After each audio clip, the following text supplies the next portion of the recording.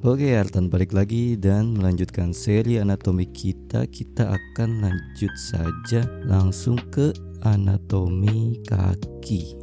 Kaki ini adalah bagian anatomi yang waktu gue bikin komik itu jarang banget gue gambar ya. Tapi sekalinya ada adegan yang butuh gambar kaki, itu pasti langsung bikin pusing 7 keliling.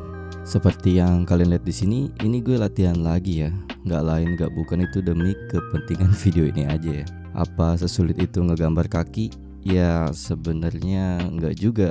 Tapi karena jarang digambar aja jadi kurang latihan guanya gitu. Oke, sampai di sini aja sesi curhatnya dan mari kita langsung ke sesi materinya. Seperti biasa, untuk mempermudah belajar anatomi kita akan memulai dengan memfamiliarkan dulu diri kita dengan bentuk dasar kaki. Lagi-lagi kita akan pakai bentuk tabung dan bulatan sebagai bentuk dasar nih. Bisa kita lihat di sini gue udah buat posisi si tabungnya rada nggak lurus. Tentunya ini dengan sengaja ya, karena bentuk kaki itu memang tidaklah lurus ya kawan-kawan. Dia itu cenderung membentuk kayak huruf S nih, kayak gini. Ini kalau dilihat dari samping ya. Gimana kalau dari depan? Ya sama aja sih sebenarnya, dia juga nggak lurus. Cuman lekuknya tuh kayak yang gua udah contohin nih di sini. Di beberapa anime kayak Doraemon, kakinya emang dibuat lurus tuh, sengaja banget tuh. Karena kalau di Doraemon itu emang gak ngikutin standar anatomi yang ada di dunia nyata. Sedangkan kalau di sini tujuan kita adalah belajar menggambar anime yang anime mainstream gitu, yang mana anatominya tuh mendekati banget sama anatomi di dunia nyata. Lekuk kakinya kalau kita gambarkan sebagai garis tuh kayak gini nih, kayak yang garis biru nih. Oke, kita udah tahu gambar sederhananya dari bentuk kaki. Di sini gue akan contohin menggambar kaki dari samping ya. Di sini gue kasih gambaran untuk bikin kaki dengan 3 step.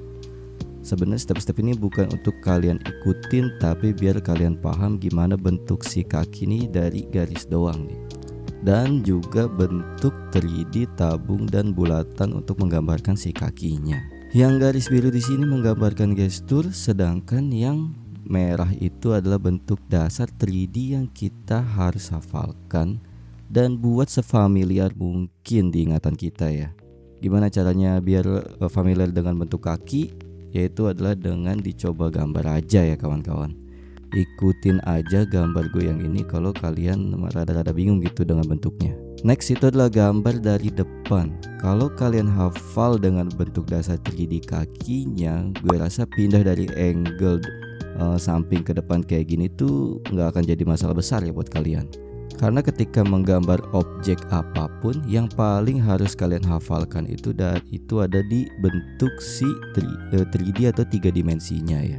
Dengan hafal bentuk 3 dimensinya, maka menggambar apapun dari perspektif apapun itu nggak akan jadi persoalan yang rumit. Di sini gue akan contohin gimana kaki dari angle depan akan terlihat. Yang harus diperhatikan di sini adalah gimana cara gue menaruh bentuk tabung dan lingkaran tadi ke dalam lekukan garis gestur yang warna biru.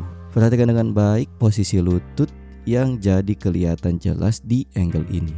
Dan kalau pose kakinya rada tinggi sebelah kayak gini, yang harus kalian perhatikan itu adalah bagaimana cara kaki menopang berat. Yang mana di sini itu ada di kaki yang kanan ya. Di sini dia ini jadi lebih tegak dan kaku, sedangkan kaki yang kiri itu lebih rileks dan juga lebih bermain karena tidak menopang beban. Next akan gue contohin gambar dari angle belakang.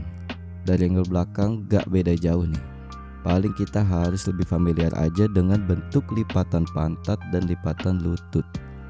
Tetap dengan bentuk dasar tabung dan bulat yang sama, cuma gestur dan posisinya aja yang kita buat terbalik nih dari angle depan. Kalau masih bingung dengan bentuknya, langsung aja jangan ragu untuk main-main ke internet dan cari gambar kaki terdekat yang bisa kalian jadiin bahan observasi gitu ya, untuk dicontek. Oke, kita lanjut aja langsung ke bagian kaki yang paling susah, yaitu area dari mata kaki ke bawah nih. Ini adalah bagian yang selalu ketutupan, tapi bagian ini benar-benar gak boleh kalian remehkan tingkat kerumitannya ya. Bentuk si kaki ini sangatlah menguji pengetahuan bentuk dan perspektif kalian. Tapi tetap seperti biasanya untuk bisa gambar kita pakai aja dulu nih bentuk dasar si kaki kayak yang udah-udah nih, yaitu dengan bermodalkan bentuk ini ya kawan-kawan ya. Lalu gue akan contohin nih gambar kakinya ya, biar kalian bisa lihat juga nih. Bentuk kaki kayak gini nih sulit dicapai tanpa referensi gambar. Jadi jangan ragu ya kalau kalian butuh banget referensi gambar, cari-cari aja di internet gitu. Biar kalian juga lebih mudah paham, ini gue kasih juga bentuk dasar 3D gambar kakinya. Dan satu hal lagi yang bikin gambar kaki lebih mudah itu gue hafalin juga nih struktur bentuk yang membangun telapak kaki nih.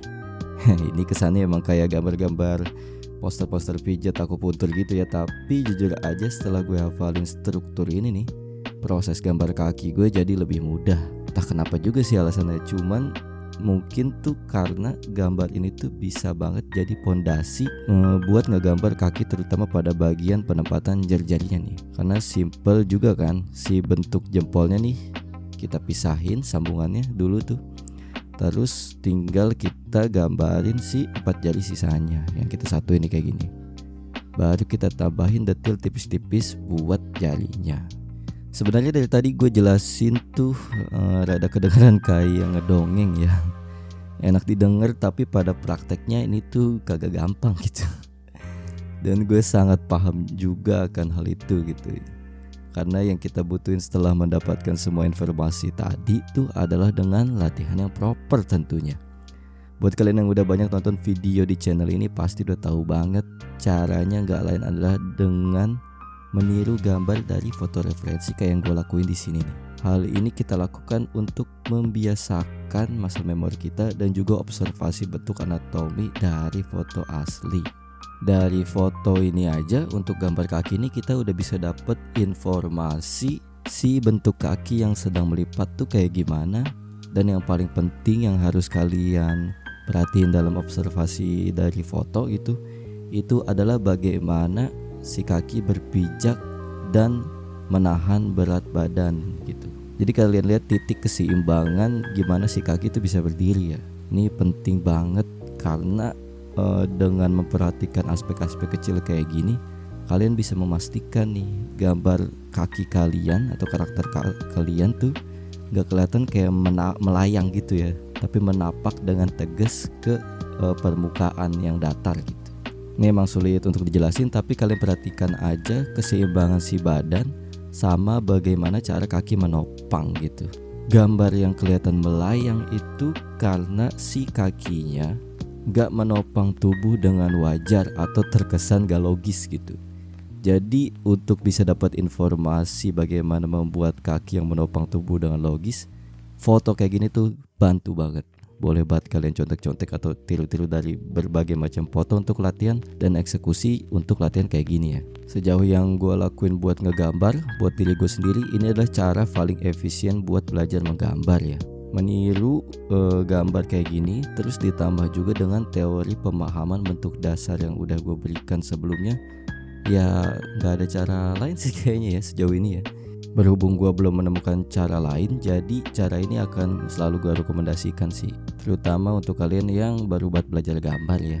Jangan lupa ketika menggambar, latihan gambar pakai cara ini tuh kita pastikan tuh kita mengobservasi bentuk anatominya, sekalian juga dihafalin dengan baik-baik tuh bentuknya. Jadi ketika selesai latihan kita nggak perlu banyak foto referensi lagi seandainya kita mau gambar-gambar yang sama gitu, karena kita udah bisa andelin ingatan dan muscle memory yang ada di kepala kita tentunya ya. Karena begitulah esensi dari berlatih menggambar ya kawan-kawan. Muscle memory, pengetahuan dan informasi mengenai bentuk, sisanya adalah koordinasi antara mata dan tangan ya.